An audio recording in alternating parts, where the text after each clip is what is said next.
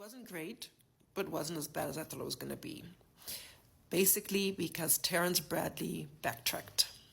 Let me back up and explain. So, in the Fani Willis Nathan Wade case, the Trump lawyers are trying to argue that their relationship began A, before they said it did, B, that there was financial kickbacks for Fani Willis from Nathan Wade taking her out to dinner and on cruises, etc. And now they're trying a third way to disqualify Fani Willis, which is to basically accuse her of perjuring herself on the stand. So what I mean by that is that both Nathan Wade and Fani Willis, both of whom are lawyers, don't forget, testified under oath that their relationship began in 2022. If the relationship began before she hired him, it will look very bad.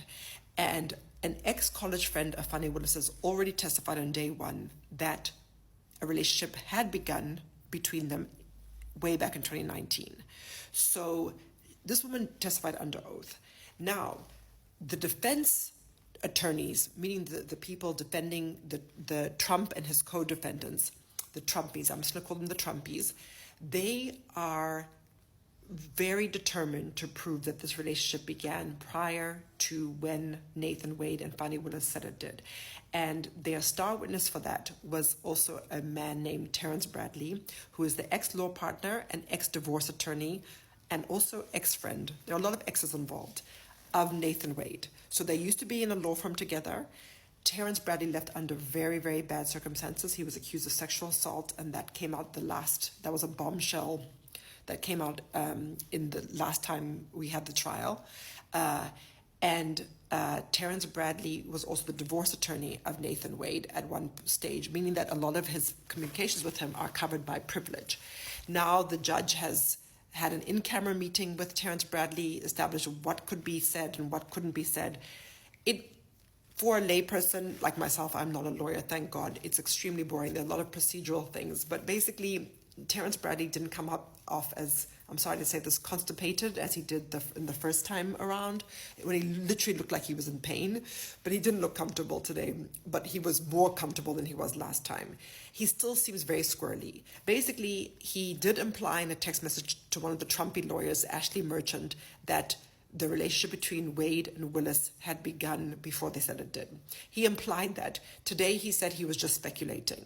But honestly, if you're a lawyer and people are going to bring this huge legal case for one of the biggest cases in the country, why would you speculate on your text messages and be so flippant?